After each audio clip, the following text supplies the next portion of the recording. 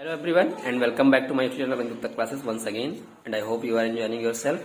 Class 12 के math stream के जितने बच्चे थे लगभग उनका सभी पेपर समाप्त हो चुका है और कल उनका मैथ का पेपर था, तो पेपर भी अच्छा गया है। बच्चों के द्वारा रिव्यू मिला है तो बच्चे कह रहे थे कि पेपर अच्छा हुआ है। तो ओवरऑल मैंने इस पेपर को देखा, चेक किया तो इसमें वाकई क्वेश्चंस जो थे पिछले वर्ष की अपेक्षा काफी इजी आए थे, तो आसानी से कर सकते थे बच्चे और अच्छे मार्क्स इसमें भी प्राप्त कर सकते हैं। और ओवरऑल मैंने रिव्यू किया तो इसमें देखा गया कि क्वेश्चंस ज्यादा इजी नहीं थे, लेकिन हाँ ये था कि करने लायक अच्छे पेपर थे अगर उन्होंने अच्छे से एनसीईआरटी एग्जाम पेपर को तैयार किया होगा तो। ठीक है, तो क्वेश्चंस ठीक ठाक थे, अच्छा रिव्यू गया है और मैंने इसको चेक किया तो इसमें मैंने आपको आज इसके एमसीक्यूज क्वेश्चंस के सॉल्यूशंस प्रोवाइड करने वाला हूं। ये क्वेश्चंस मिलते नहीं है ढूंढने पे, तो उन लोगों को प्रॉब्लम होती है, तो मैंने इसको सॉल्व किया है, उसको देखा है, तो इसमें सारे क्वेश्चंस का मैं आपको प्रोवाइड कर देता हूँ एमसीक्यूज, और आप कहिएगा तो इसके क्वेश्चन जो भी है सेक्शन बी सेक्शन सी तो उसका भी एक सोल्यूशन वीडियो बना दिया जाएगा। ठीक है, तो ये मेरे पास सेट 2 पेपर है जिसके क्वेश्चन पेपर कोड दिख रहा होगा, और चलिए इसको हम देखते हैं कि आज इसका आंसर क्या क्या आ गया। ठीक है, मैं लैंग्वेज इंग्लिश ले रहा हूं तो आप लोग मैच कर लीजिएगा। 2 लाइंस दिए गए हैं परपेंडिकुलर एक टू ईच अदर हैं और पी की वैल्यू इक्वल्स करनी है। तो यहाँ पर इसको पूरे को सॉल्व करेंगे तो पहले b1 वेक्टर बनाइए यहाँ से, फिर b2 वेक्टर बनाइए, जब दोनों वेक्टर्स आ जाए तो b1 dot b2 is equal to 0 पे सेटिस्फाइड करा दीजिए, जो p की वैल्यू आएगी वही इसका आंसर हो जाएगा। ठीक है, तो option A is correct option हो जाएगा।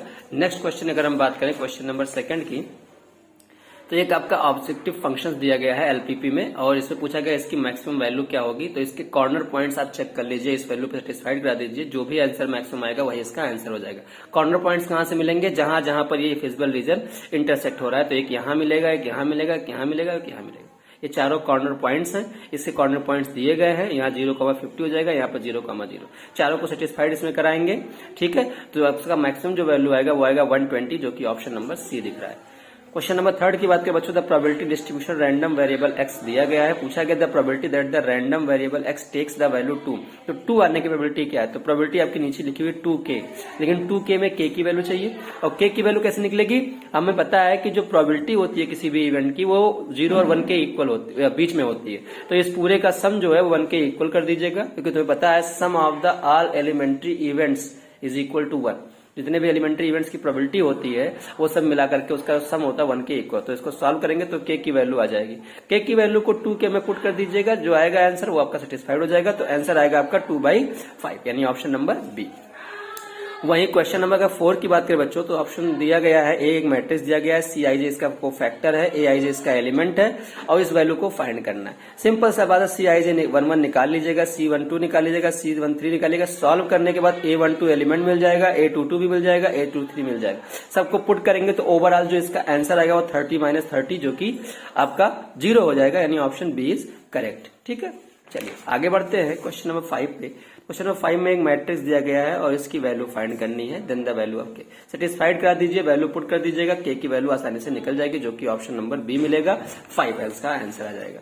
इस क्वेश्चन का अगर मैं डिफरेंशिएट करूं तो dy/dx निकालूं तो सिंपल सी बात है, इसमें टेकिंग लॉग लीजिएगा बोथ साइड लॉग लेने के बाद तो सॉल्व करेंगे इसको, तो ओवरऑल जो इसका आंसर आएगा ऑप्शन बी -2y/x आएगा, जो कि ऑप्शन बी में आपको दिख रहा है। ठीक है, क्वेश्चन नंबर 7 की बात करें, the constant value c that makes the function f is defined by continuous for all real numbers, तो ये फंक्शन जो है वो डिफाइन है ऑल रियल नंबर्स पे कंटिन्यूअस है। तो कंटिन्यूअस फंक्शन में 2 तरह के होते हैं, लेफ्ट हैंड लिमिट और right hand limit is equal to function of fx।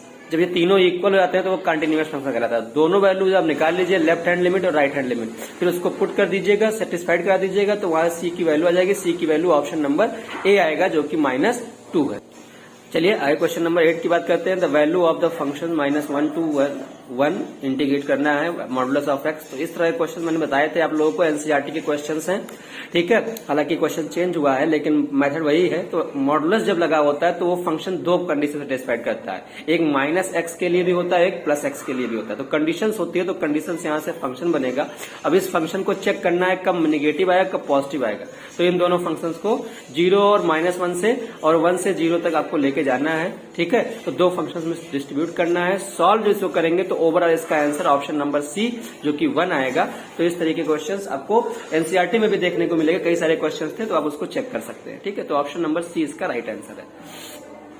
पूछा था number of arbitrary constant in the particular solutions of the differential equation. तो एक बात ध्यान रखिएगा, पार्टिकुलर सॉल्यूशंस में कोई भी आर्बिट्रेरी कांस्टेंट नहीं होता है। आर्बिट्रेरी कांस्टेंट हमेशा जनरल सॉल्यूशन में पाया जाता है, ठीक है, होता है। तो इस चीज का ध्यान रखेंगे। तो इसमें ऑप्शन नंबर सी हो जाएगा 0, इसका आंसर हो जाएगा। अगर मैं 30 की बात कर 10 क्वेश्चन की बात करूं तो ये क्वेश्चन दिया गया है स्केलर मैट्रिक्स है। अब स्केलर मैट्रिक्स क्या होता है? जिसके डायगोनल सेम होते हैं। तो ए और डी तो आपका 5 आ जाएगा, बी और सी बाकी एलिमेंट्स 0 होते हैं। तो उन सारे वैल्यूज को सॉल्व करके जो आंसर आएगा उसको निकाल लीजिएगा। तो ऑप्शन नंबर डी जो है वो 25 इसका राइट आंसर हो जाएगा, ठीक है। तो इसको देख लीजिएगा। चलिए आगे क्वेश्चन की अगर हम बात करें, क्वेश्चन नंबर 11 की बच्चों, तो क्वेश्चन एक मैट्रिक्स दिया गया है और इसकी वैल्यू फाइंड करनी है। तो बहुत आसान सा क्वेश्चन है, कोई दिक्कत है नहीं। 1 माइनस ए ऐसा रहने दीजिएगा, यहां से ए स्क्वायर कॉमन लेंगे। तो ए स्क्वायर कॉमन लेंगे तो यहाँ बचेगा 1, यहाँ बचेगा माइनस ए और इधर बचेगा प्लस ए स्क्वायर। और 1 माइनस ए प्लस ए स्क्वायर की जो वैल्यू होती है वो 0 मैट्रिक्स के इक्वल होती है। तो इधर पूरा वैल्यू 0 आ जाएगा, 0 मैट्रिक्स। बस इन्हीं दोनों को सॉल्व कर लीजिएगा, जो होगा वही आपका आंसर हो जाएगा। तो इसमें ऑप्शन नंबर ए जो होगा वो करेक्ट आंसर होगा, ठीक है। अगर क्वेश्चन नंबर 12 की बात करें तो ये इनवर्स दे रखा है, ये पूरा वैल्यू मैट्रिक्स ए फाइंड करना है। तो इस पूरे वैल्यू को चेक करने के लिए आप इसको सेटिस्फाइड कर दीजिएगा, इसका एडजॉइंट निकाल लीजिएगा जो आएगा। अगर इसका इक्वल, इसका एडजॉइंट इतना आता है तो इसका मतलब यही मैट्रिक्स होगा।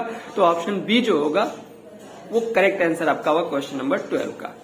क्वेश्चन नंबर 13 की बात करें, the integrating factor of the differential equation this.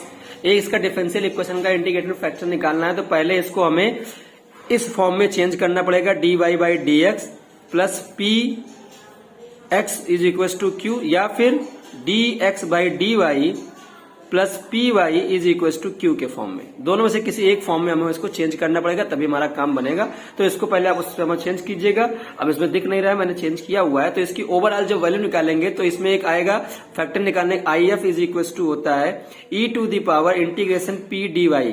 जब इसको सॉल्व करेंगे तो आपका आंसर आएगा, ओवरऑल इसका जो आंसर आएगा option number d 1 by y होगा, जो कि इसका राइट आंसर है, ठीक है। क्वेश्चन नंबर 14 की बात करें, vector perpendicular to the line this. तो इस परपेंडिकुलर लाइन में इस वैल्यूज को जो यहाँ पर ए वेक्टर है उसका किसी इससे दिखा दीजिएगा प्रोडक्ट, डॉट प्रोडक्ट का 0 आता है तो वो उसका परपेंडिकुलर टू इधर होंगे, ठीक है। तो ऑप्शन नंबर ए जो होगा वो इसका राइट आंसर होगा। अब इसको देख लीजिएगा। वही क्वेश्चन नंबर 15 की बात करें तो 3 वेक्टर्स दिए गए हैं, इनके प्रेजेंट करना है कि कौन से टाइप के ट्रायंगल बना रहे हैं। तो इसका मैग्नीट्यूड निकाल लीजिए, इसका मैग्नीट्यूड निकाल लीजिए, इसका निकाल लीजिए, ठीक है। तो इसका रूट 6 आएगा, इसका रूट 35 आएगा, इसका रूट 41 आएगा। और इसको आप पाइथागोरस थ्योरम सेटिस्फाइड कर दीजिएगा। ऑप्शन नंबर डी जो होगा राइट एंगल ट्रायंगल ये फॉर्म हो जाएगा। तो ये ऑप्शन नंबर डी इसका सही आंसर है। 16 क्वेश्चन की बात करें, let a be any vector such that modulus of a vector is equal to a the value of a, ठीक है। इसको सॉल्व करना पड़ेगा, थोड़ा सॉल्व करेंगे तो पूरा ओवरऑल जो इसका आंसर आएगा option number B 2a square, ठीक है। आप इसका कहिएगा सोल्यूशन प्रोवाइड करा देंगे, लेकिन ये सॉल्व करना पड़ेगा पूरा ओवरऑल। तो इसका ऑप्शन नंबर बी जो होगा वो 2a स्क्वायर, ऑप्शन नंबर 16 का बी ऑप्शन सही होगा, ठीक है। वही क्वेश्चन नंबर 17 की बात करें बच्चों, तो इसमें दिया गया है मैग्नीट्यूड का, तो इसका वैल्यूज जो है इसमें अगर मैं चेक करूं तो ओवरऑल जो इसका आंसर है मुझे लग रहा है कि ऑप्शन नंबर सी इसका 5 पाई बाई 6 इसका आंसर मुझे मिलना चाहिए, ठीक है। बाकी आप लोग इसमें देखिएगा, थोड़ा सा कंफ्यूजन हो सकता है। कॉस्ट या निकालेंगे तो ओवरऑल आंसर आपका 130 आना, 150 आएगा, जो कि 150 जो है वो इसके अकॉर्डिंग 150 आएगा, जो कि इसका आंसर होता है रेडियन के टर्म में 5 पाई बाई 6। तो ऑप्शन नंबर सी मुझे लग रहा है, बाकी बहुत सारे बच्चों ने अलग लगाया हुआ है, तो इसको देख लीजिएगा, ठीक है। ऑप्शन नंबर सी मेरे तरीके से है 17 का सी ऑप्शन, ठीक है। अगर 18 की बात करें तो function of k x minus sine x is strictly increasing. तो स्ट्रिक्टली इंक्रीजिंग के लिए होता है d y by d x is greater than 1। Solve करने पे इसको सॉल्व कीजिएगा और यहां से के इज ग्रेटर देन 1, और जो कि ऑप्शन नंबर ए में दिख रहा है, यही इसका आंसर हो जाएगा, ठीक है।